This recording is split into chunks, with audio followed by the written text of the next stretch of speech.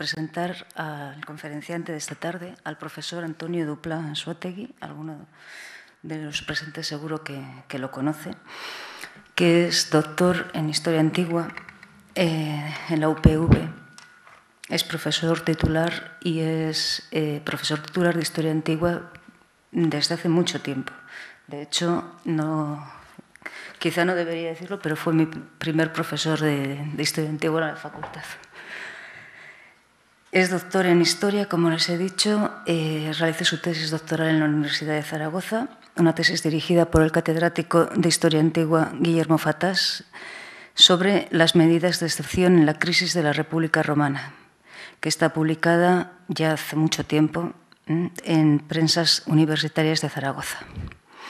Esta es una de sus líneas de investigación. La República es uno de los especialistas más, yo creo, considerados en esta cuestión y, además de la tesis doctoral, ha completado su formación en diversas universidades, en Berlín, en Ginebra, en Londres. Y producto de esas estancias son, entre otras cosas, las publicaciones a las que luego haré referencia. En su estudio sobre la República Romana se ha centrado especialmente en los aspectos sociales, políticos y constitucionales.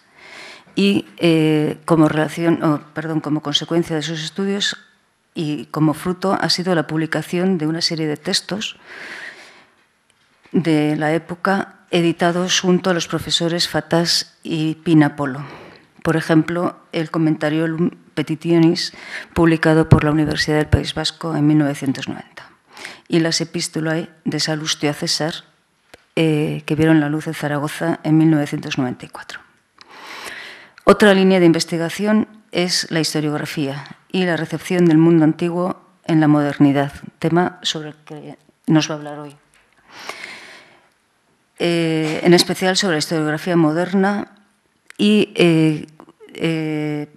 relacionado con esta línea de investigación están algunas de sus publicaciones, por ejemplo, la realizada en 1994, Materiales sobre Mundo Antiguo e Historiografía Moderna. También ha realizado estudios sobre la relación entre clasicismo y fascismo, franquismo, con diversas publicaciones sobre la Falange y el mundo antiguo. Finalmente, otro campo de interés del profesor Dupla es el cine y el mundo antiguo.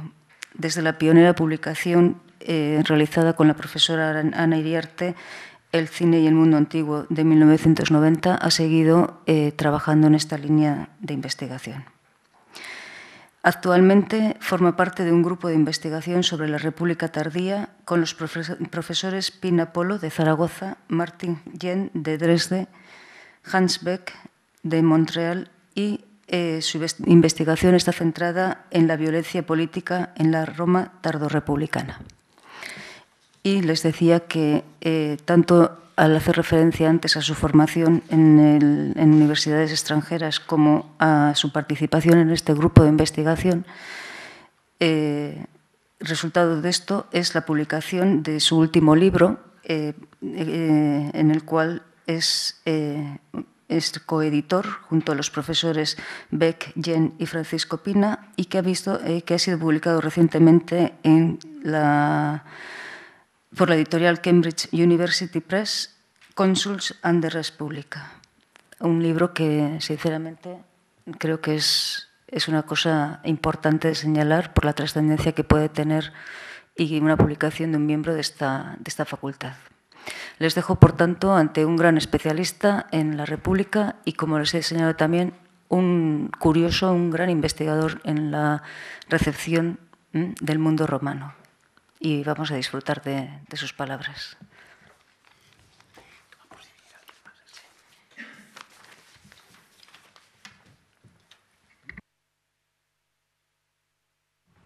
Arratsaldeon, buenas tardes.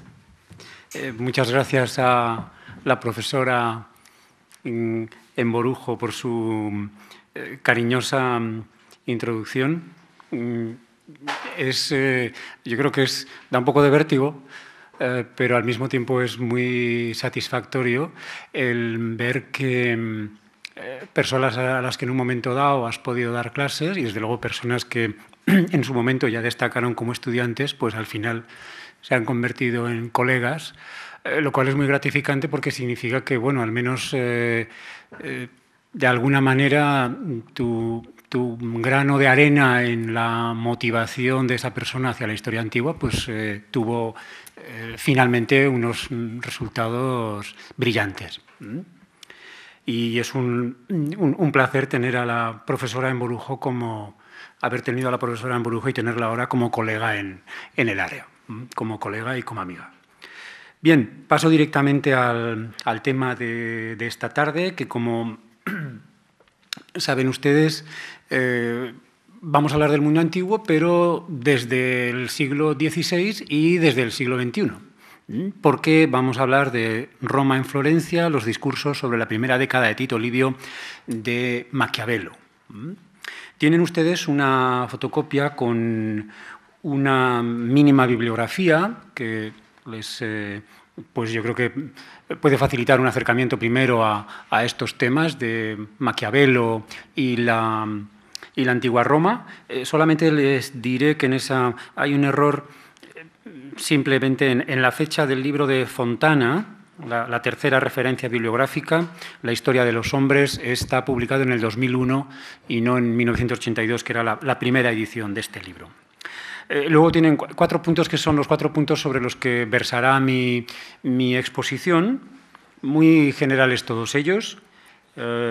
Una interpretación político-constitucional del Renacimiento, simplemente para contextualizar la figura de Maquiavelo, unos breves apuntes biográficos para recordar algunos elementos de la biografía de Maquiavelo, el núcleo de la exposición, que va a ser este punto tercero, Maquiavelo como autor realmente denostado desde una época muy temprana, ya casi en vida, y la explicación de esas críticas que tienen que ver con los núcleos centrales de la reflexión política de Maquiavelo, que son la autonomía de la política y la crítica de la religión cristiana, luego veremos en particular.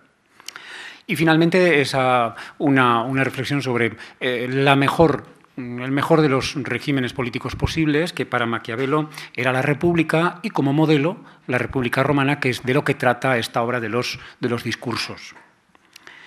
Tienen ustedes en el reverso de esa hoja un texto que en la medida de lo posible pues comentaremos, aunque fuera brevemente, porque es un texto que corresponde al inicio de los discursos y resume muy bien en esos párrafos algunas de las ideas principales de Maquiavelo sobre esta cuestión. En estos momentos tenemos una edición muy accesible, que la tienen ustedes en la bibliografía, es el primer título de los discursos de Maquiavelo, una traducción de la profesora Martínez Arancón, en Alianza Editorial, es este libro, que, con una breve introducción de esta misma profesora, que nos permite acceder de manera fácil al texto de Maquiavelo. Y yo alguna vez haré alguna referencia a ese texto. Comenzamos, por lo tanto, con esa referencia al contexto, para la cual yo he traído también unas media docena de imágenes, simplemente para hacernos una idea de cuáles eran esos tiempos y de qué otras figuras, qué otras obras de arte, qué otras obras de reflexión política podemos situar en la época de Maquiavelo, que, por recordar las fechas, hablamos de nacimiento en 1469 y la muerte en junio de 1527. El término Renacimiento, que es en la época en la que habría que situar a Maquiavelo, es un término que se utiliza por primera vez en el siglo XVI por Vasari, un célebre también estudioso de los artistas y en principio aplicado a las artes. Y es muy importante, desde finales del siglo XIX, una concepción en la que el Renacimiento se entiende como una ruptura con el oscurantismo medieval, esa época, sobre todo pues, a partir del 480 en Italia, de los siglos XIV, XV, comienzos del XVI. Se entiende el Renacimiento como una renovación cultural, como una recuperación de la admiración por los clásicos y se entiende también como un mundo en el que priman a partir de entonces el individualismo racional, podemos decir, y un proceso de secularización política e intelectual. Y de alguna manera se tiende a decir, lógicamente esto se podría matizar mucho, que nace entonces el mundo moderno. Hoy está superada la interpretación más culturalista del Renacimiento y, sin negar esa realidad cultural, evidentemente, pero sobre todo hoy también se subrayan las transformaciones sociales y políticas de la etapa renacentista. Y de alguna manera el interés por el mundo clásico tiene que ver no solo con el mundo clásico grecorromano como modelo estético, literario, sino también como modelo de reflexión política. En ese sentido, de una interpretación más amplia del Renacimiento, me refiero a que en estos momentos se entiende el Renacimiento también como una etapa de transformación económica. En realidad estamos asistiendo al surgimiento, a los primeros momentos de desarrollo todavía incipiente del capitalismo en determinadas zonas de Europa. Estamos asistiendo también a la crisis de las viejas formas de gobierno, de esas monarquías que finalmente van a seguir imponiéndose en la mayoría de los lugares, pero que van a ser cuestionadas por ejemplo, desde el punto de vista republicano. Y estamos viendo también el ascenso de nuevos grupos sociales, en particular de la burguesía, que todavía no va a jugar el papel protagonista que jugará a partir del siglo XVIII, pero que ya está jugando un papel fundamental, sobre todo en determinadas áreas europeas, y en particular en determinadas ciudades-estado italianas, una de las cuales, y muy fundamental, es Florencia. Pero también está Milán, está Venecia, etcétera, etcétera, Génova, y también está en las ciudades comerciales de los Países Bajos. Ahí estamos viendo también el desarrollo de nuevas actividades económicas, de la industria textil, del comercio, del transporte internacional, etcétera, etcétera. Es en ese contexto en el que podemos situar ese interés por la reflexión política del que participa, entre otros, el personaje que hoy nos ocupa, que es Maquiavelo.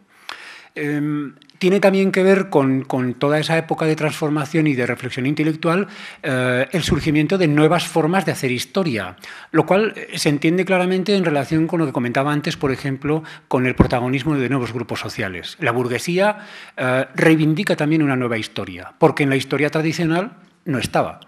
La historia tradicional de los reyes, los papas y los generales no está la burguesía. Eso lo iremos viendo cómo esa reivindicación se plasma en la escritura de nuevas obras históricas. Por parte del propio Maquiavelo, que escribe una historia de Florencia, o por parte de otros autores, Guicciardini, Bruni y otros. Y finalmente, por nombrar otro terreno en el que el Renacimiento es una época muy efervescente, muy dinámica, muy transformadora, sería también el terreno, la contienda entre la ciencia, si le podemos llamar tradicional, y la nueva ciencia.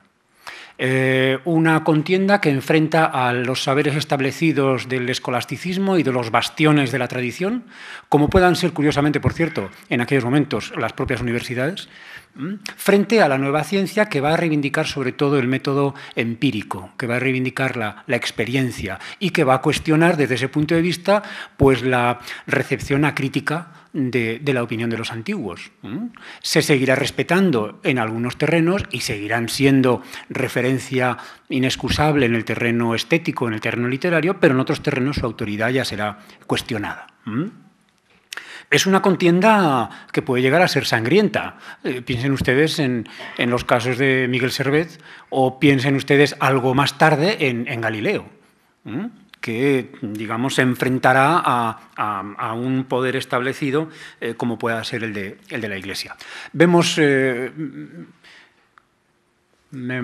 si miramos o podemos ver esas imágenes muy rápidamente, simplemente ya digo, como elemento de referencia contextual, Florencia, sin ir más lejos, ese perfil es claramente reconocible.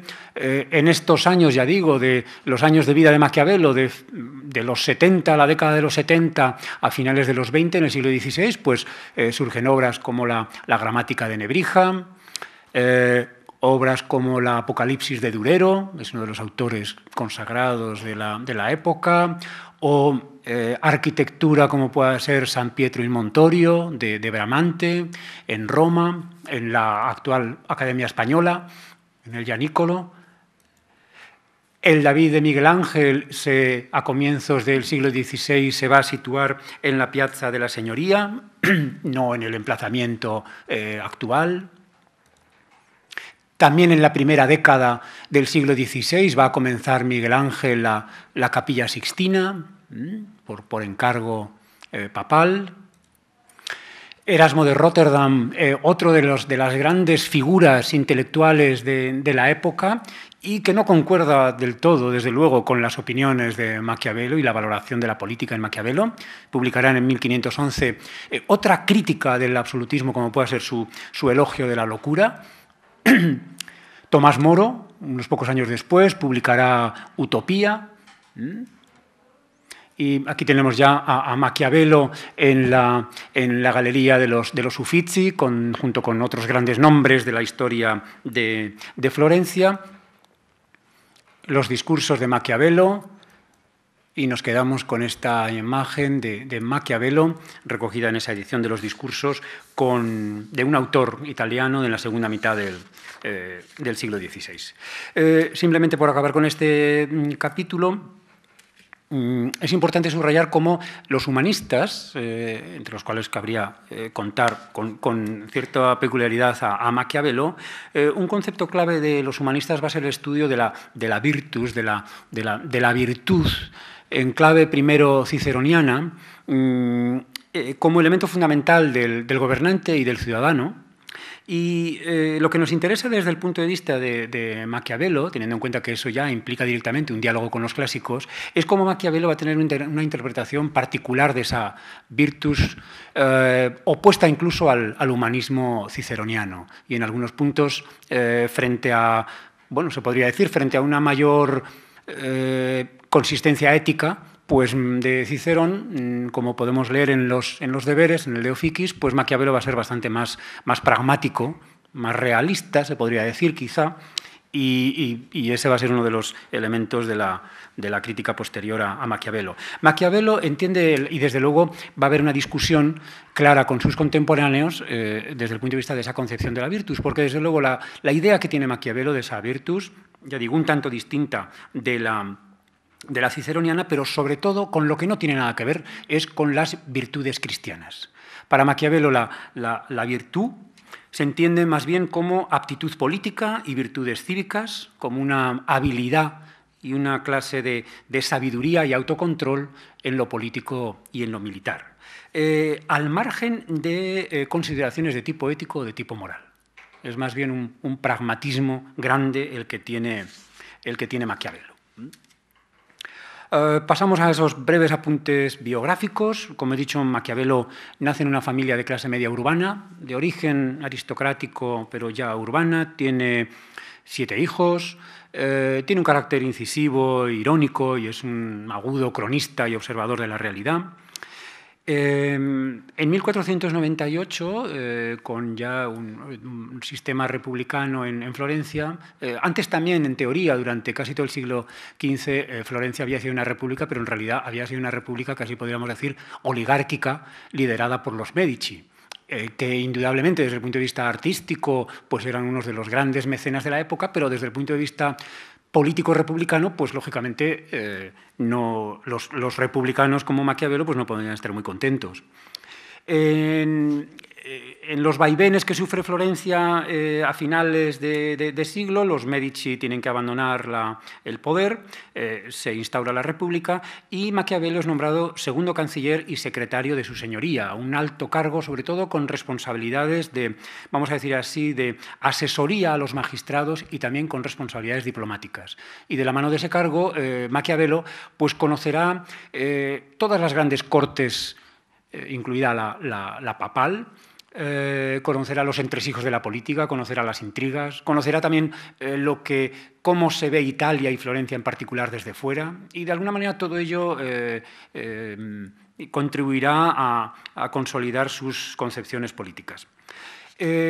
Los Medici van a recuperar el poder en 1512 y de 1512 a 1520 Maquiavelo se puede decir que está en paro forzoso político y dedica su ocio a la reflexión política, a las tertulias literarias. Hay unos famosos Horti unos jardines, de alguna manera, en los que Maquiavelo tiene una tertulia y, digamos, que departe con esos amigos a quienes dedica, a dos de ellos, dedica precisamente los discursos.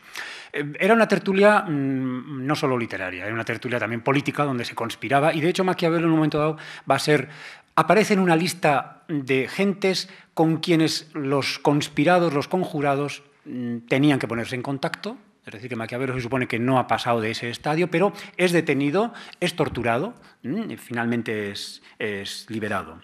Y en cualquier caso, Maquiavelo va a llevar muy mal ese retiro forzoso, porque él claramente es un animal político también y va a querer, incluso con los Medici, va a querer volver a la política, pero no. Solo finalmente, en 1526, en una nueva restauración republicana, va a tener un cargo menor, que tiene poco que ver con las responsabilidades fundamentales que había tenido antes. Y de hecho, él muere en junio del 27 y los escritos más conocidos suyos, El Príncipe y estos discursos, se publicarán póstumamente. Es curioso que se publican con permiso papal, cuando luego la Iglesia va a ser de las primeras que van rápidamente a intervenir y a clasificar a Maquiavelo como un autor absolutamente nefasto. Si nos vamos al diccionario de la Academia y vemos, simplemente online, en Internet, vemos la definición de Maquiavelo y el maquiavelismo, pues vemos lo siguiente. Dice: maquiavélico, perteneciente o relativo al maquiavelismo, que sigue las doctrinas del maquiavelismo, que actúa con astucia y doblez. Si buscamos maquiavelismo, nos dice: doctrina política de Maquiavelo, escritor italiano del siglo XVI, fundada en la preeminencia de la razón de Estado sobre cualquier otra de carácter moral. Modo de proceder con astucia, doblez y perfidia. Añade perfidia en el maquiavelismo. ¿Por qué? Un autor que, según dice en la introducción Martínez Arancón, dice: frente a la realidad de un florentino de fino humor y costumbres amistosas, probofuncionario, padre de familia ejemplar, que en sus obras se manifiesta como un dechado de buen sentido, bastante pesimista, es cierto, pero siempre animoso, ¿cómo maquiavélico y maquiavelismo hoy se asocia a astucia, doblez, perfidia? Y desde luego, si a alguien le dice maquiavélico, no es ningún elogio. Se lo dijeron a Kissinger. Recordarán ustedes a Kissinger, secretario de Estado, por ejemplo, en los años de la guerra de Vietnam, en una famosa entrevista en The National Interest, una revista política muy prestigiosa en los Estados Unidos a principios de los años 70, cuando explicaba pues, la política que había que haber seguido, que se había seguido en Vietnam, etcétera, las alianzas, la Guerra Fría, el periodista le dice: bueno, eso es un proceder bastante maquiavélico, ¿no? Y según dicen, Kissinger se revuelve en la silla y pasa los siguientes 20 minutos explicando por qué él no era en absoluto maquiavélico y que eso no tenía nada que ver con él. ¿Por qué esa interpretación y esa crítica y esa descalificación radical desde 1559, cuando Maquiavelo es un autor damnatus en el índice?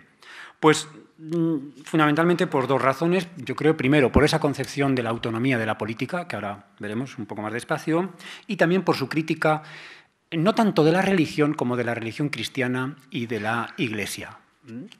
También quizá como compendio de lo que pueda ser su manera de pensar y sus ideas, Martínez Arancón recoge al comienzo una anécdota que yo creo que es muy ilustrativa y nos refleja muy bien, y nos puede facilitar el hacernos una idea muy bien de tipo de persona y de preocupaciones y de inquietudes y de gustos de Maquiavelo que cabe pensar que chocaría desde luego con todas las mentes bien pensantes de la época. Dice: pocos días antes de morir, Maquiavelo tuvo un sueño que comentó con sus amigos. En él se tropezaba con una turba descompuesta de harapientos mendigos y cuando preguntó quiénes eran, una voz le respondió que eran los bienaventurados del paraíso, porque estaba escrito que los pobres heredarían el reino de los cielos. Siguió andando y se encontró con un grupo de caballeros afables, corteses y bien vestidos que discutían animadamente de cuestiones políticas. Entre ellos pudo reconocer a algunos célebres sabios de la antigüedad, como Platón y Tácito. Entonces la voz misteriosa le comunicó que aquellos eran los condenados en el infierno, pues está escrito que la sabiduría del mundo es enemiga de Dios. Al despertar y contar el sueño a sus íntimos, Maquiavelo confesó que prefería estar con los segundos. Es decir, que prefería estar en el infierno con sus amigos ilustrados y los bienaventurados y demás le atraían bastante poco. Bien, vamos con esos dos elementos políticos. Realmente un elemento clave de las tesis de Maquiavelo es la autonomía de la política respecto de, desde el punto de vista de la valoración de un acto político, respecto a la moralidad de los medios empleados o los criterios morales, éticos o políticos que pueda despertar o que pueda haber alrededor de esa acción. Maquiavelo, en ese sentido, lo que subraya es que la política es una actividad autónoma, incluso se podría decir es una ciencia que tiene sus leyes, que tiene sus postulados y que hay que diferenciar drásticamente de la moral, la ética o la filosofía. Una acción política se debe valorar por sus resultados y no por la moralidad de los medios empleados. Desde ese punto de vista, la exposición breve y sintética que plantea en El Príncipe, en este caso centrada en un dirigente individual, es decir, en un poder personal, que se supone que no es el régimen que prefiere Maquiavelo, salvo para circunstancias excepcionales, pues representa la antítesis del monarca de la Contrarreforma. Y, por lo tanto, es algo que, desde luego, no podía ser aceptado por la Iglesia. Maquiavelo ha sido tildado de cínico anticristiano, por ejemplo, pero en otras épocas también ha sido reivindicado como un patriota, preocupado por la unidad de Italia y por la debilidad de las ciudades como Florencia, y contrario al dominio extranjero. Piensen ustedes que Italia en esta época es también un escenario de intereses geoestratégicos en los que la parte más débil, casi se podría decir, son estas ciudades-estado republicanas independientes, pero ahí están grandes poderes como el Reino de Nápoles y el Reino de España, por lo tanto, como el papado, que es un poder temporal con un gran poder y grandes intereses, o el rey de Francia, que de hecho en ese momento ocupa la Lombardía y es otro factor a tener en cuenta en el juego político de la época. Y sobre todo Maquiavelo, en relación con la idea que comentamos, es considerado, se podría decir, como un científico de la política, porque se ha dicho que ha descubierto esa idea de la autonomía de lo político, con un acercamiento a la política, se podría decir, instrumental, frío, se ha dicho más amoral que inmoral, es decir, con un análisis distinto de la moralidad. Otra idea particularmente subversiva en su época, vamos a decir, y que desde luego era muy polémica y que levantó muchísimas críticas, era la valoración positiva que hace Maquiavelo del conflicto. Y en particular, además, lo ilustra con la República Romana, porque lo que nos dice Maquiavelo, lo podemos leer luego si nos da tiempo, es que es precisamente del conflicto entre el Senado y la plebe en la República Romana de donde nace el régimen que se va a convertir en el régimen republicano consolidado y que es el régimen perfecto, supuestamente, que es el régimen de la República Romana. Y esa valoración positiva del conflicto, de los enfrentamientos sociales y políticos, pues es una idea absolutamente nueva, casi se podría decir, es una de las grandes ideas modernas del análisis político moderno, la consideración positiva del conflicto, frente a la opinión dominante en la época, que consideraba que el conflicto en realidad era una fuente de inestabilidad, de disturbios, lo identificaba a faccionalismo y no compartía en absoluto el propio Guicciardini, que es amigo de Maquiavelo, escribe sobre los discursos de Maquiavelo de forma muy crítica. Lo que dice Maquiavelo es que las sociedades bien construidas en las que haya suficiente virtud, tanto en los dirigentes como en los ciudadanos, darán salida positiva a esos conflictos y eso contribuirá a robustecer esas sociedades. Se supone que eso sucede en la República Romana. Ahí Maquiavelo es muy deudor, aunque de alguna manera el relato que sigue es el de Livio, Maquiavelo es particularmente deudor de Polibio y de la teoría de los sistemas políticos de Polibio y del sistema perfecto que, según Polibio, y antes lo había apuntado también Aristóteles, era el de la constitución mixta, el del régimen político que, digamos, consiguiera combinar elementos de los distintos regímenes políticos. Maquiavelo también, esa concepción que tiene de la política, esa laicización de la política, tiene mucho que ver con su reivindicación de la historia. En esto Maquiavelo no está solo, pertenece al clima intelectual de la época. ¿Por qué? Pues porque si la política es de alguna manera un ingenio racional, incluso con una técnica que se puede aprender, la historia será fundamental porque la historia es la que aporta los ejemplos de los que aprender o los errores de los que separarse. La historia, en el sentido ciceroniano de magistra vitae, es la que aporta exempla, la que aporta praecepta, la que aporta modelos, y por lo tanto la historia cobra una importancia muy grande. Una historia en la que además ha desaparecido, como elemento que influye en la historia, ha desaparecido la providencia divina. Es una historia de los hombres, es una historia de las decisiones que toman los individuos y las colectividades. No tienen que ver, desde luego, no los dioses de los antiguos, pero tampoco la providencia divina. Maquiavelo, en otro elemento que es también muy, se podría decir muy moderno, porque hoy en día se considera tomado de las ciencias físicas, se incluye también en las ciencias sociales y en la propia historia, Maquiavelo sí que le asigna una importancia notable a la fortuna. Se podría decir al azar, al factor estocástico que se dice hoy, es decir, a un margen de intervención del azar, que es un elemento que hay que tener en cuenta a la hora del funcionamiento de las sociedades, a la hora de la toma de decisiones. La fortuna, recordarán que era una diosa muy considerada en el mundo antiguo, en Roma en particular, con un culto muy extendido, muy todopoderosa, y que además es partícipe protagonista de un debate en la propia antigüedad a propósito de si los romanos deben su grandeza a sus méritos o a la fortuna. Y es un debate en el que Polibio vuelve a ese historiador griego del siglo II que escribe en griego para sus compatriotas griegos explicándoles la bondad de la grandeza de Roma y lo inútil de oponerse a ese proceso, además, pues Polibio polemizará con esa idea y dirá, no nos engañemos, la grandeza de Roma no se debe a la fortuna. La grandeza de Roma se debe, uno, a su constitución, que es la famosa constitución mixta, la piedra filosofal de la teoría política de la antigüedad, y dos, a su ejército. Y como elemento fundamental de todo ello, a las virtudes de los romanos. Las virtudes de los romanos de época republicana. También es verdad, eso lo podemos decir nosotros ahora, entre paréntesis, Polibio, después de decir que el régimen republicano es el régimen perfecto, el más estable, se muere antes de ver cómo entra en crisis la república. Pero, bien, eso son cosas de la historia. Él ya había visto algún dato, la destrucción de Corinto, y algún otro episodio histórico en el que piensa y dice, cuidado, a ver si los romanos no se están viendo dominados por la soberbia y esto puede tener consecuencias graves en la propia Roma. Pero en cualquier caso, Maquiavelo reconoce esa fortuna, ese accionar de la fortuna, y en todo caso lo que piensa es que la fortuna puede ser contrarrestada por la virtud.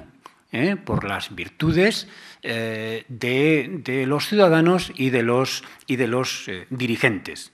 Y, digamos, esa incapacidad de controlarlo todo puede tener ese contrapeso en esas virtudes que, insisto, son siempre, en el caso de Maquiavelo, son siempre virtudes cívicas, no son virtudes morales.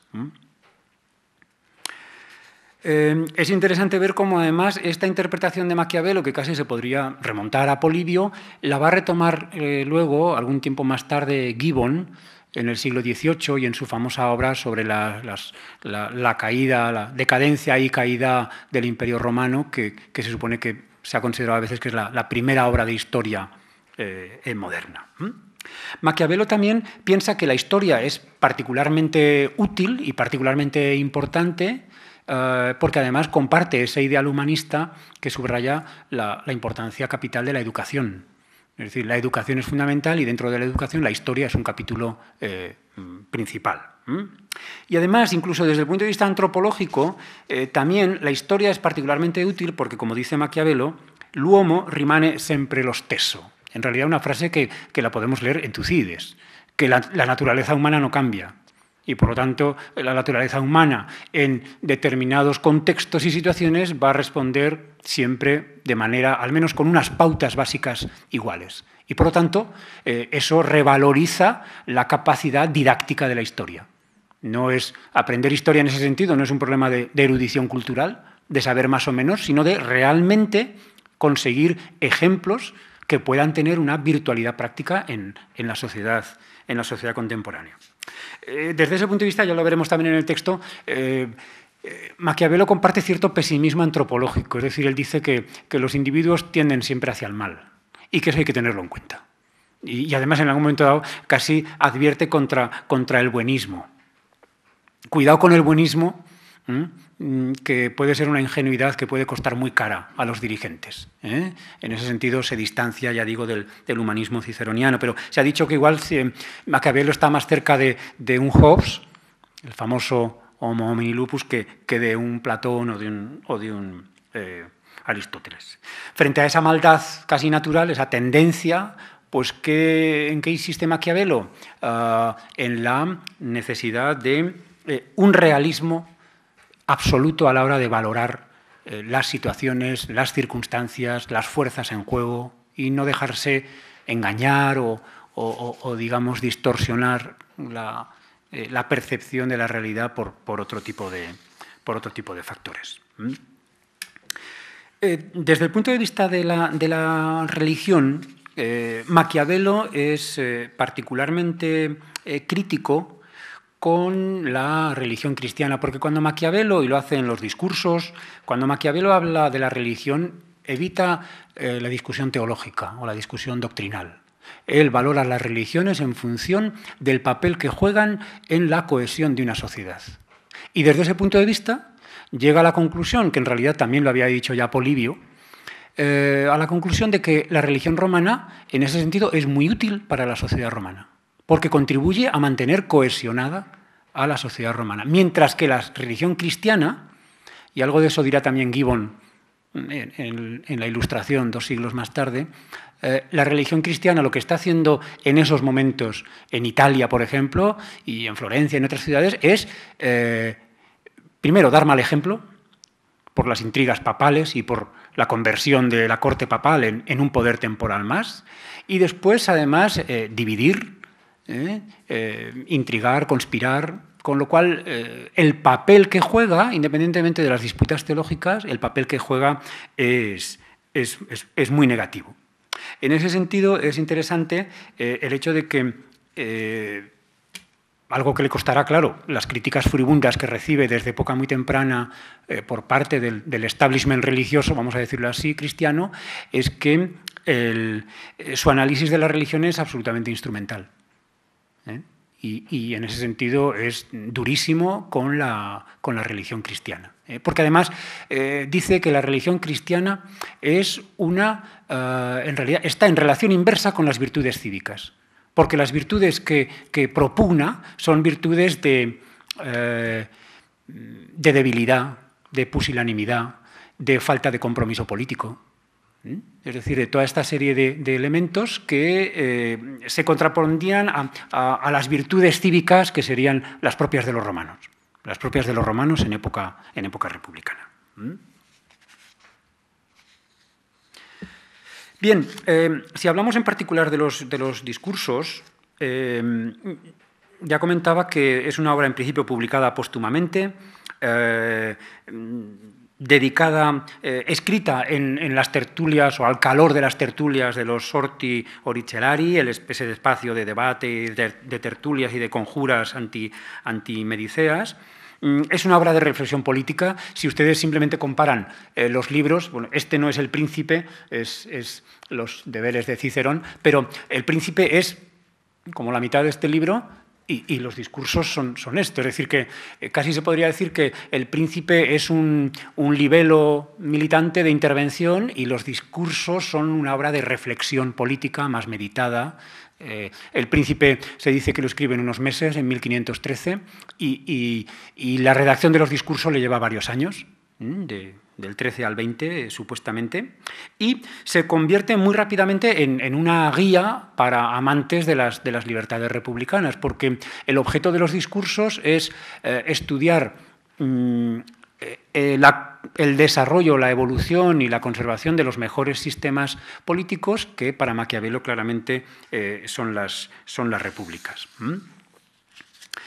Él estudia, a partir de los autores clásicos, ya digo, de Aristóteles, de Polibio, de Cicerón, del relato de Livio, los distintos sistemas políticos, y si bien admite, y de hecho escribe El Príncipe, si bien admite que en circunstancias excepcionales puede haber un poder personal, sin embargo, la fórmula realmente más estable y más perfecta es la de la República.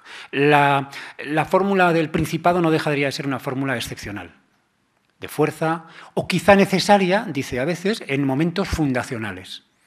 Y se remite también, por ejemplo, al mundo antiguo y reconoce cómo Esparta, Atenas, Roma, todas ellas, en un momento fundacional, responden a la acción o de un legislador, de un rey, sea Licurgo, sea Teseo, sea Rómulo, o luego en época republicana sea Bruto, pero luego, si ese fundador realmente cumple con su cometido, establecerá un sistema estable que será republicano.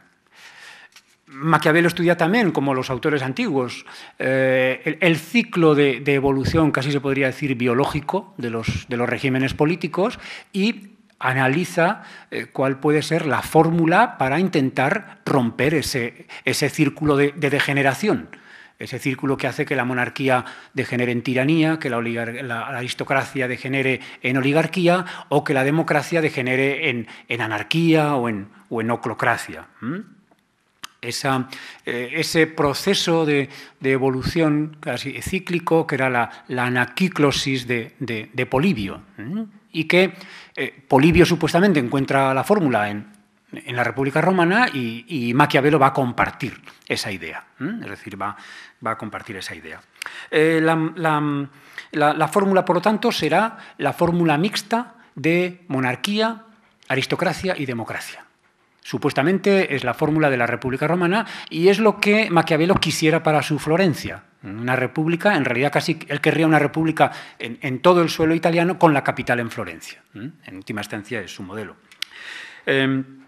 Si me permiten, les voy a leer cómo nos presenta ese problema Polibio, ese autor griego del siglo II, en el libro sexto, en la traducción de la Biblioteca Clásica Gredos, que es muy, casi Maquiavelo lo suscribe directamente. Dice Polibio: así pues, estas tres clases de gobierno que he citado dominaban la Constitución de Roma, se supone, y las tres estaban ordenadas, se administraban y repartían tan equitativamente, con tanto acierto, que nunca nadie, ni tan siquiera los nativos, hubieran podido afirmar con seguridad si el régimen era totalmente aristocrático, o democrático, o monárquico.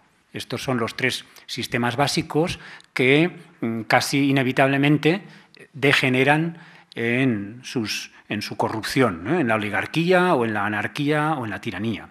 Y sigue Polibio: cosa muy natural, pues hablando de la República Romana, si nos fijáramos en la potestad de los cónsules, nos parecería una constitución perfectamente monárquica y real. Si atendiéramos a la del Senado, aristocrática. Y si consideráramos el poder del pueblo, nos daría la impresión de encontrarnos sin ambajes ante una democracia. Los tipos de competencia que cada parte entonces obtuvo y que con leves modificaciones posee todavía la Constitución romana se exponen a continuación. Y Polibio sigue comentándonos qué hacen los cónsules, qué hacen otros, etcétera, etcétera. En realidad, para Maquiavelo, realmente utilizando unos conceptos muy de moda ahora, pues la república sería la expresión más acabada del buen gobernar, de las buenas prácticas civiles, sería. Y, de hecho, él comenta en clave antirrepublicana y antitiránica a Livio, el texto de Livio, va siguiéndolo y extrayendo ejemplos del texto de Livio, pero de alguna manera casi se podría decir que el núcleo central de su argumentación es esta idea de la constitución mixta que toma de Polibio. Es evidente que Maquiavelo hoy sabemos que el relato de Livio es un relato también muy cuestionable por toda una serie de razones y que está distorsionado pues, por cierto sentimiento nacionalista, por el patriotismo, por una idealización de la República. Hay muchos episodios de la República arcaica, que no se sabe muy bien si en realidad Livio está mezclando y está proyectando episodios más tardíos de los siglos II y I a la época más temprana, pero que le sirve bien a la estructura de su obra, pero en cualquier caso Maquiavelo lógicamente no entra en esas cuestiones, ¿no? Si atendemos al texto, y les invito a que tomen ustedes el texto, es un fragmento del libro primero, el capítulo segundo y el capítulo tercero. Ya los títulos simplemente de los capítulos creo que nos ilustran sobre lo que estamos hablando. Primero, de cuántas clases son las repúblicas y de qué clase fue la República Romana. Y el siguiente dice, ¿qué acontecimientos provocaron la creación de los tribunos de la plebe, el conflicto entre Senado y pueblo, y cómo se perfeccionó la República? Es decir, a partir de esos conflictos la República se perfecciona, esa valoración positiva del conflicto. Comienza hablando de uno de los modelos permanentes, seculares, de estabilidad y de buen régimen político en el mundo antiguo y el moderno, que es Esparta. Esparta, que supuestamente debe su constitución también mixta a Licurgo. Esparta tuvo la suerte, que no tuvo Roma, de tener un legislador que desde un primer momento ya de alguna manera creó de manera casi perfecta el régimen político espartano, que era ya una constitución mixta y que le permitió, esto en la imagen que se tenía de Esparta, muy influida por Plutarco, por la biografía de Licurgo, ese fundador legendario que escribe Plutarco, pues que tuvo una estabilidad de 800 años. Y además, fíjense ustedes que es bien interesante lo que dice y cómo compara, en algo que a nosotros quizá desde una mentalidad moderna nos pueda chocar algo, pero compara lo positivo de Licurgo y la estabilidad del régimen espartano con la inestabilidad de Atenas. Solón, en cambio, no tuvo la entidad y la virtud que sí tuvo, y la capacidad y la visión de Estado que sí tuvo Licurgo, y dio una constitución que fue mucho más efímera para Atenas que la de Licurgo. Y entre otras cosas, por ejemplo, como dato, es verdad, histórico, pues aduce que al poco tiempo se instauró la tiranía en Atenas, algo que no llega a instaurarse nunca en Esparta. Y se instauró la tiranía de Esparta, y dice, y cuando fueron expulsados los herederos de Pisístrato y Atenas volvió a la libertad, pues tampoco lo mantuvo mucho tiempo, pese a que se tomaron ciertas medidas que mejoraron el primitivo régimen de Solón. Pero comparada con Esparta, pues su régimen es mucho más inestable. Se supone que desde una mentalidad moderna pues nos caería más simpática la democrática de Atenas, pero no para estos intelectuales. Y no también, incluso eso nos llevaría muy lejos, pero no incluso a toda una izquierda que supuestamente ha visto en Esparta pues una especie de modelo comunista igualitario, cosa que no tiene nada que ver con la realidad histórica. Sí con lo que dice Plutarco, pero claro, Plutarco también tiene su propia visión distorsionada de la realidad histórica. Pero bueno, volvamos a Roma. Dice, claro, Roma no tuvo la suerte de Esparta. No tiene un Licurgo que la organizase en sus orígenes, pero fueron tantos los sucesos que la desunieron, que la sacudieron por la desunión entre la plebe y el Senado, que lo que no había hecho un legislador lo hizo el acaecer. Es decir, el acontecer histórico hizo, de la mano de ese conflicto, de ese enfrentamiento, hizo lo que no había hecho un legislador. Y comenta cómo Rómulo y otros reyes hicieron muchas buenas leyes, pero claro, no estaban encaminadas a hacer una república, sino un reino, y por lo tanto eran imperfectas, ¿no? Cuando la ciudad se liberó de la monarquía, le faltaban muchas cosas que era necesario regular y que hubo que hacerlo. Y entonces entra esa teoría de la constitución mixta. Dice, los romanos tuvieron la inteligencia de desterrar a los reyes, pero no desterrar la potestad regia. Y crean los cónsules como si fueran unos reyes. Pero al ser dos, ya no es el poder de uno solo. Y además tienen el contrapeso de otros elementos. Y dice, están los reyes, están los cónsules y está el Senado. O sea, está la monarquía y está la aristocracia. Todavía Roma no es perfecta. Falta el elemento democrático. ¿Cómo se introduce el elemento democrático en Roma?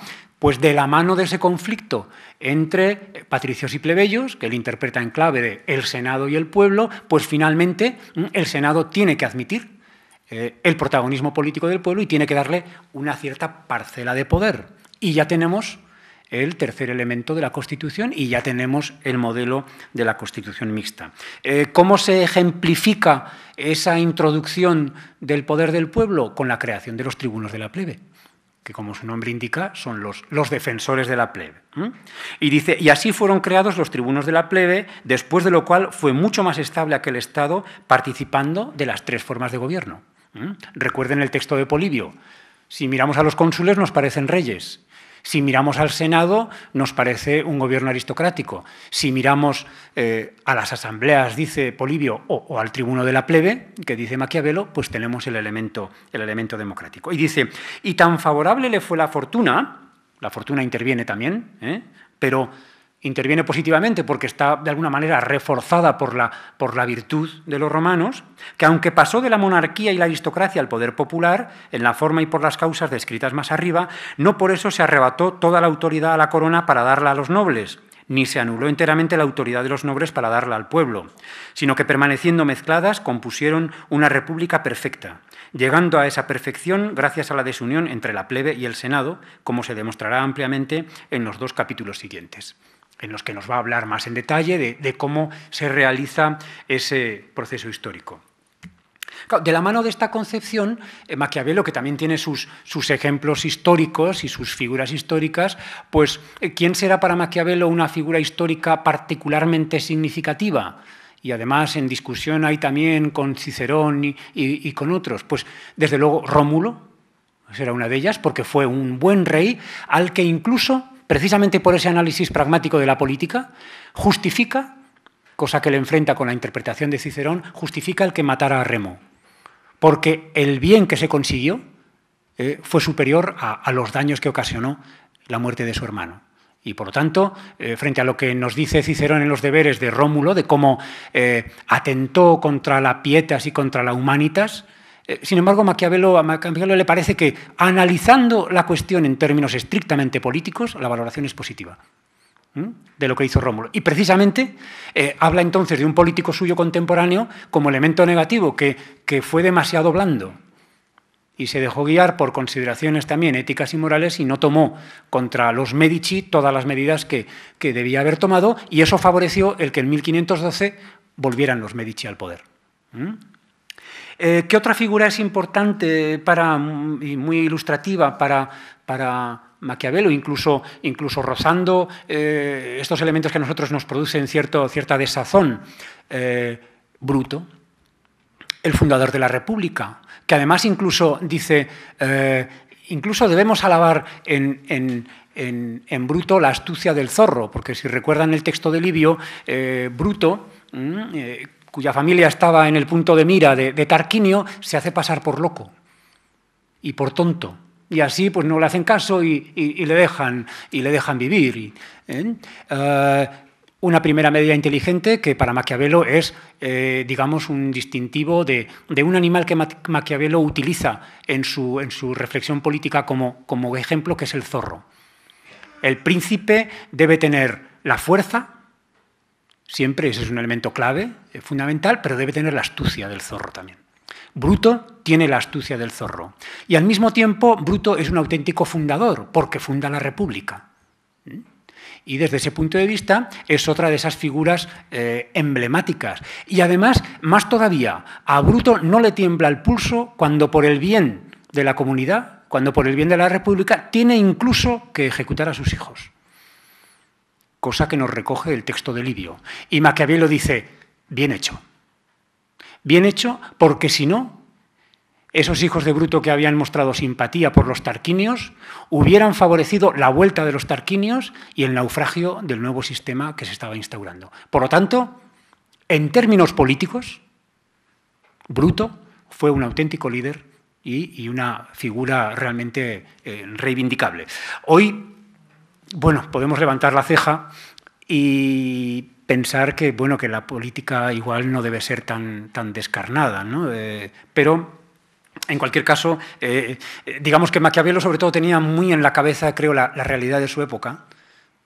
las intrigas, las conspiraciones, y eso influye en su concepción. En cualquier caso, hay toda una discusión abierta hoy todavía sobre lo justo y lo correcto políticamente, ¿no? Simplemente para acabar, dos consideraciones también, vamos a decir así, incómodas en Maquiavelo, pese a las simpatías que el personaje pueda despertar intelectual y políticamente. En Maquiavelo realmente se puede apreciar también los rudimentos de una teoría de la razón de Estado. Es decir, la comunidad es un bien trascendente superior, la república, en su caso, a cualquier otra consideración. Cicerón lo había dicho también, cuando dice aquello de salus rei publicae suprema lex esto, es decir, la salvación de la república sea la suprema ley, que dice en el De Legibus. Y además, y luego lo aplica saltándose la ley, por ejemplo, y ejecutando a los catilinarios sin juicio y sin ningún tipo de consideración de sus derechos ciudadanos. En el caso de Maquiavelo, sí que claramente establece que para la conservación y salvación de un Estado, todo medio es legítimo, independientemente de su consideración moral. Es lo que estábamos comentando antes de Bruto, de Rómulo, y de hecho compara la debilidad de Florencia en su época frente a la Roma de Bruto y de aquellos héroes. Y de la mano de esta idea aparece otra idea también un tanto incómoda, que es la de que el fin justifica los medios.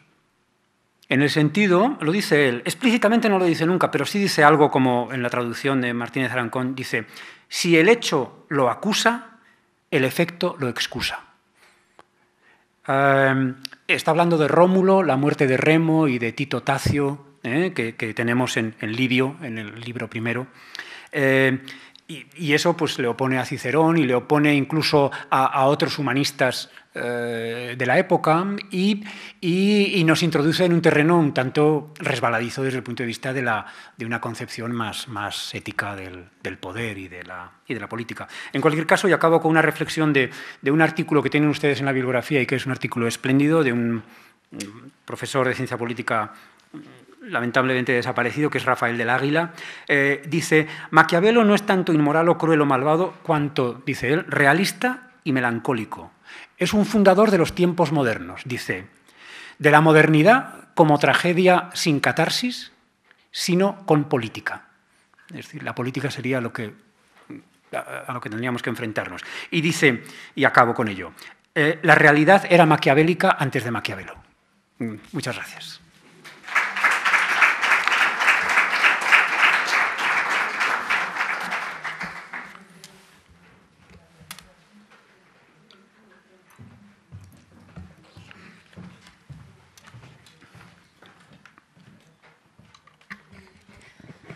Bueno, gracias por la capacidad de síntesis, por la exposición tan clara y tan atractiva. Y además, gracias a ello, hoy tenemos más tiempo que otras veces para el coloquio, para darles a ustedes la palabra y la participación. Si alguien tiene alguna... Sí. Se graba, entonces vamos a utilizar el micrófono. Es simplemente porque si no, no se oye bien. Gracias.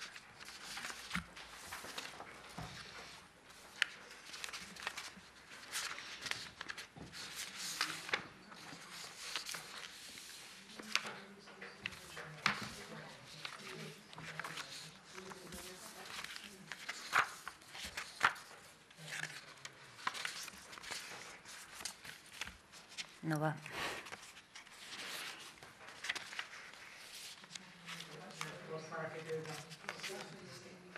Igual quizás sí. No va.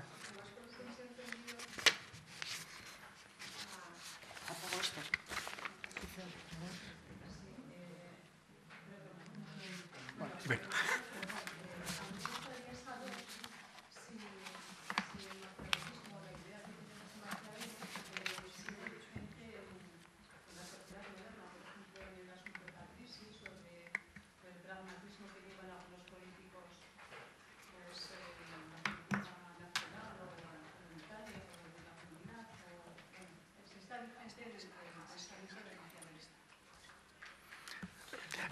Lo que pasa es que usted me pregunta sobre política actual, ni sobre Maquiavelo ni sobre Roma.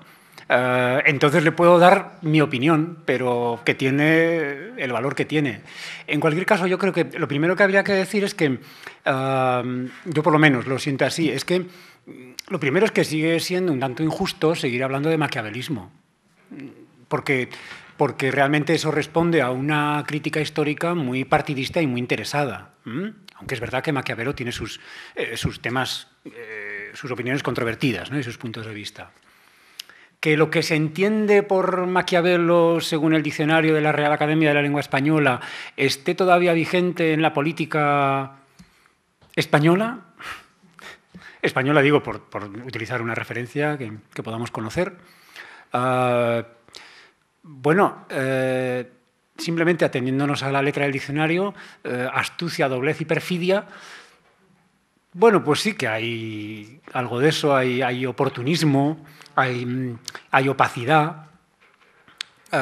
Lo que pasa es que es verdad que frente a lo que opina Maquiavelo, hoy, en teoría, vivimos, al menos en los sistemas representativos occidentales, vivimos primero en estados teóricamente laicos, aconfesionales, donde ya de hecho hay una separación entre la Iglesia y el Estado, eso por un lado.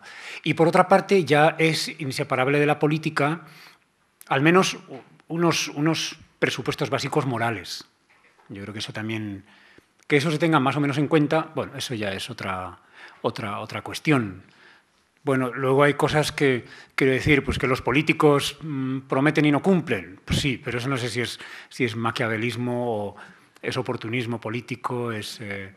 Claro que hay, por ejemplo, Maquiavelo habla mucho de, siempre con la referencia última en la República Romana, por ejemplo, habla mucho de la corrupción, que para él entiende corrupción como el anteponer los intereses particulares a los intereses colectivos. Entonces, la corrupción, una comunidad puede ser corrupta, en el sentido de que un grupo determinado, el pueblo, pueda anteponer, y de hecho es lo que dice que pasa en Roma finalmente, y por eso entra en crisis la República, porque la plebe adquiere demasiado poder y casi queda cegada por sus aspiraciones de poder. Eso es un elemento muy negativo. Entonces, esa corrupción en el sentido de anteponer los intereses particulares a los intereses colectivos, eso desde luego está lamentablemente a la orden del día. Y además, en ese sentido, yo creo que es para sentirse bastante poco orgulloso de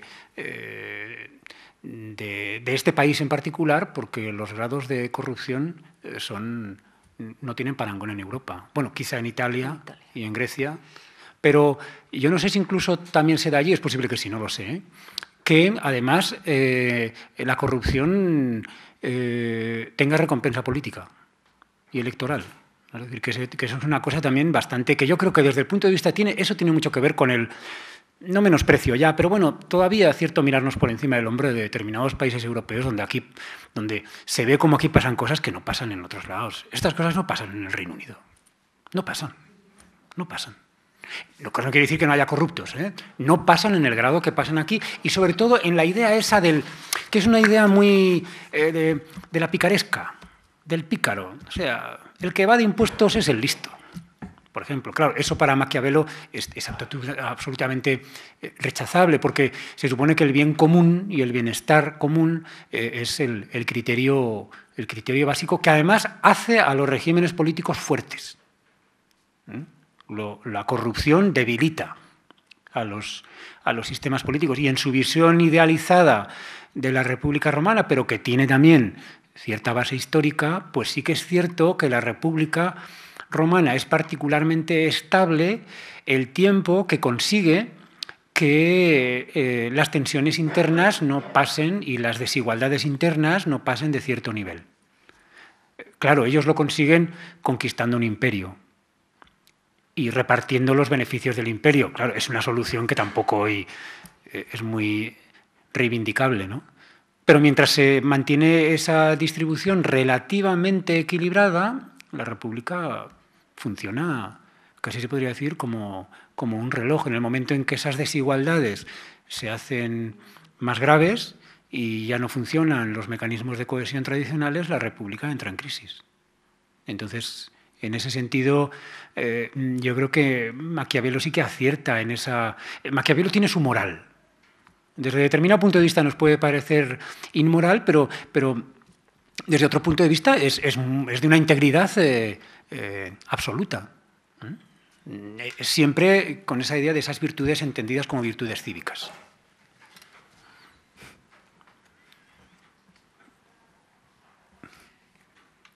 Yo querría preguntarte, Antonio, quizás es una...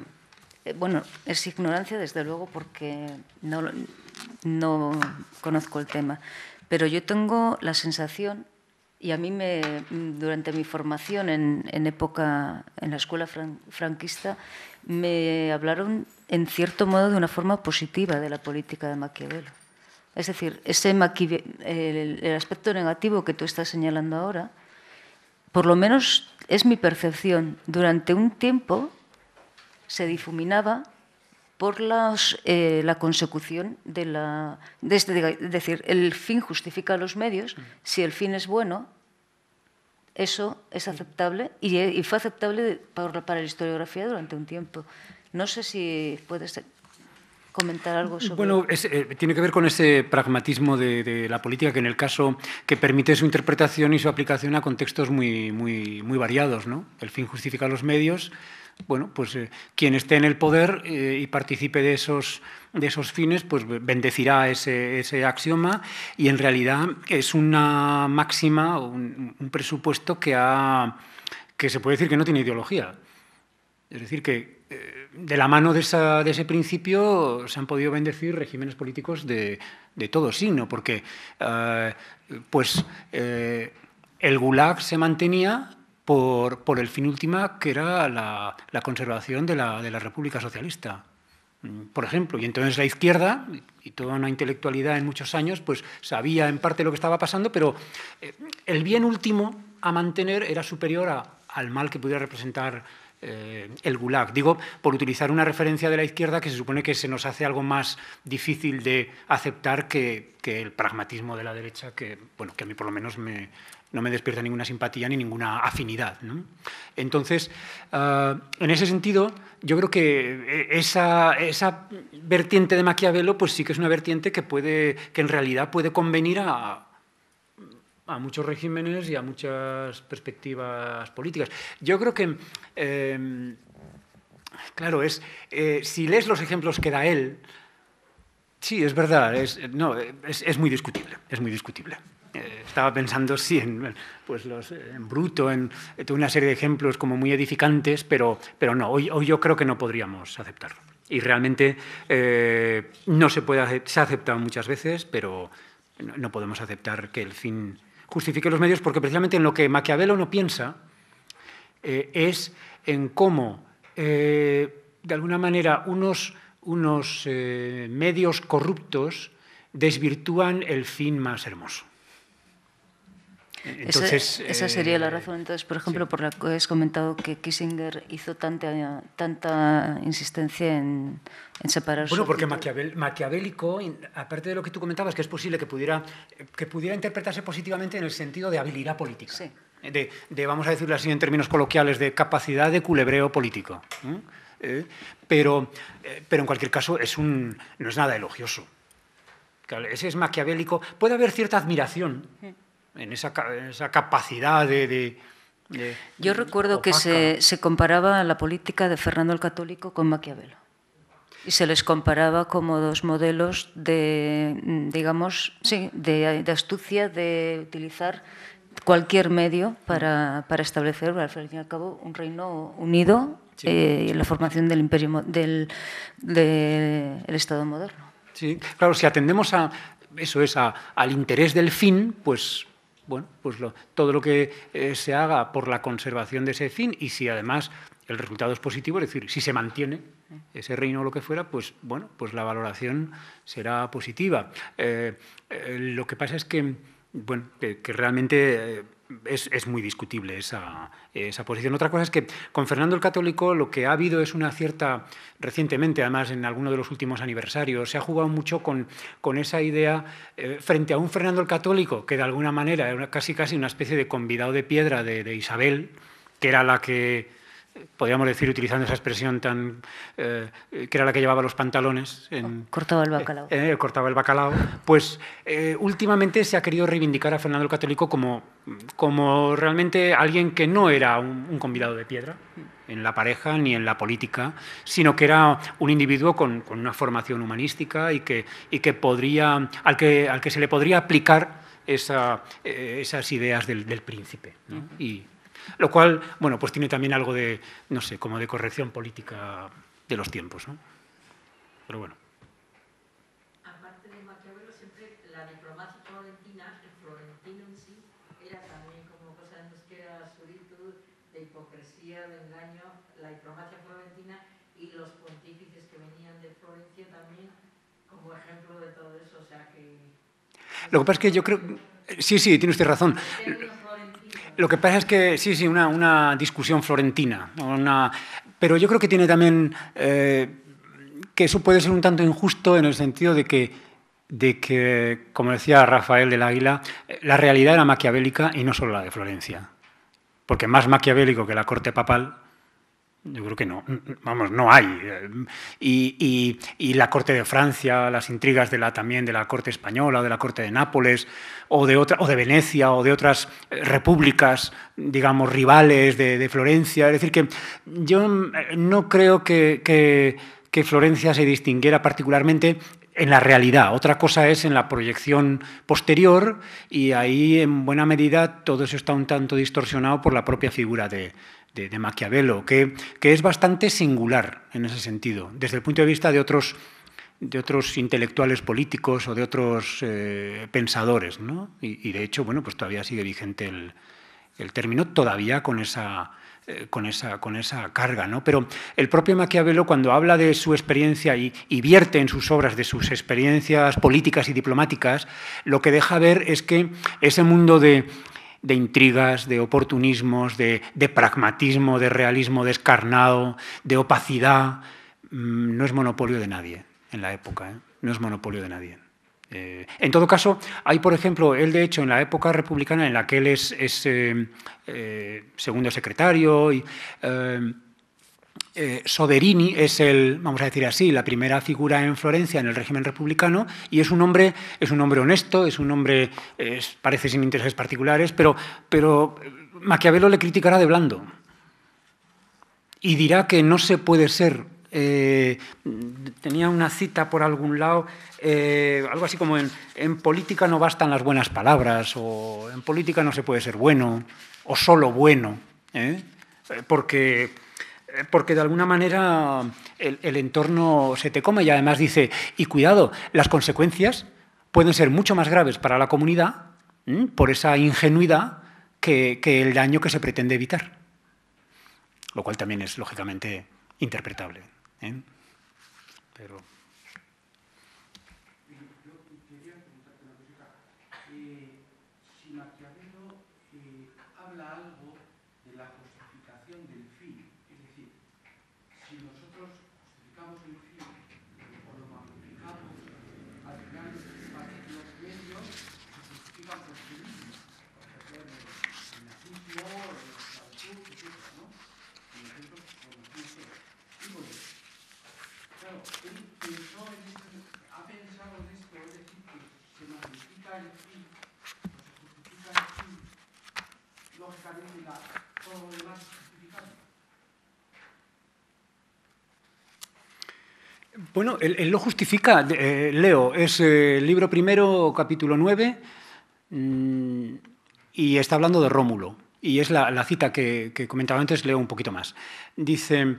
Sucede que aunque le acusan los hechos, le excusan los resultados, y cuando estos son buenos, o cuando estos sean buenos, como en el caso de Rómulo, en el sentido de que se mantiene Roma y finalmente se convierte en una de las ciudades, la ciudad por excelencia de Italia y luego en la República, cuando estos sean buenos, como en el caso de Rómulo, siempre le excusarán, porque se debe reprender al que es violento para estropear, no al que lo es para componer. El bien último, que es la fundación y la conservación de Roma, es lo suficientemente bueno como para justificar a Rómulo.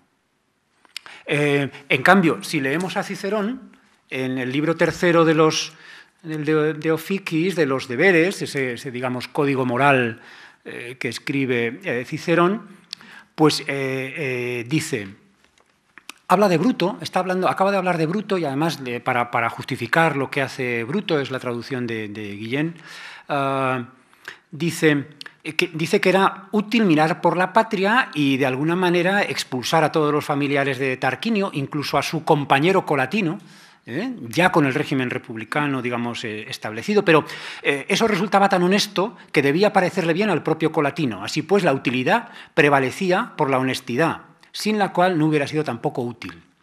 Pero no puede decirse lo mismo respecto a aquel rey que fundó esta ciudad, es decir, a Rómulo, pues una especie de utilidad impulsó su ánimo y, pareciéndole más útil reinar él solo que en unión de su hermano, lo mató.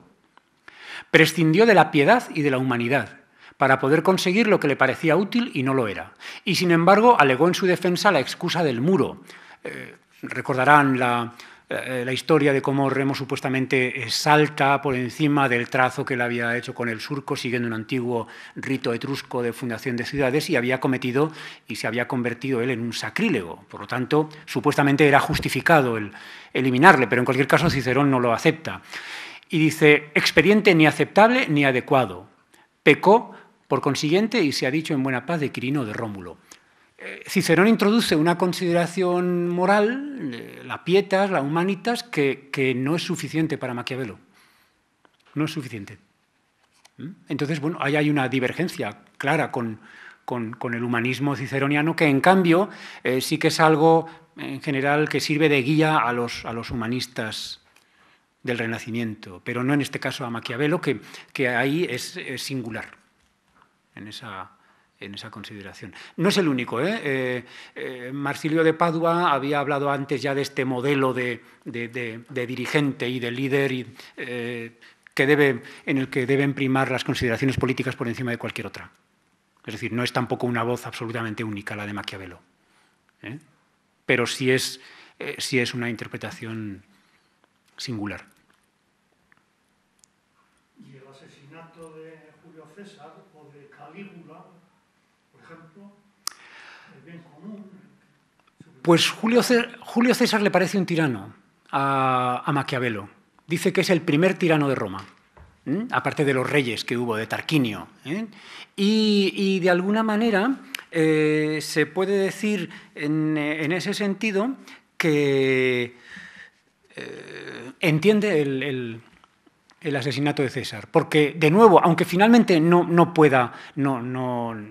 obtenga resultado, la conspiración está guiada por unas consideraciones positivas y defendibles. ¿Por qué? Además, eso hay que reconocérselo. Los más lúcidos en todo ese episodio, desde el punto de vista del análisis político, son los conjurados. Son conscientes, con toda razón, de que César va a acabar con la República. Con César no hay República. Claro, su República. Su República. No la República que pueda interesar a la plebe en esos momentos, pero sí la suya.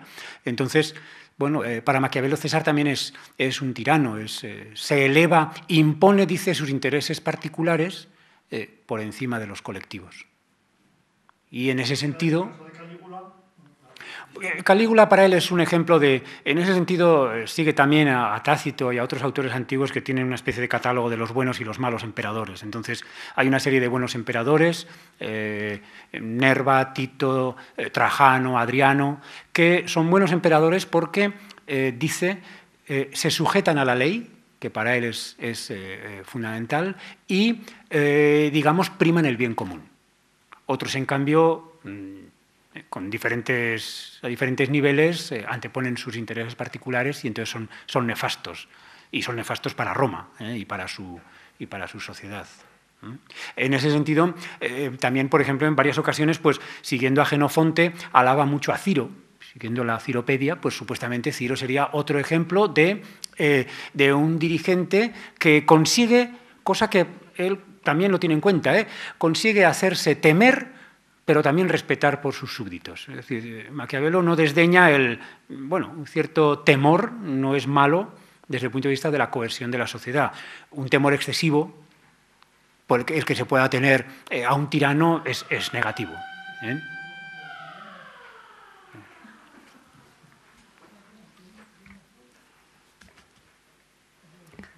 Parece que nos echan.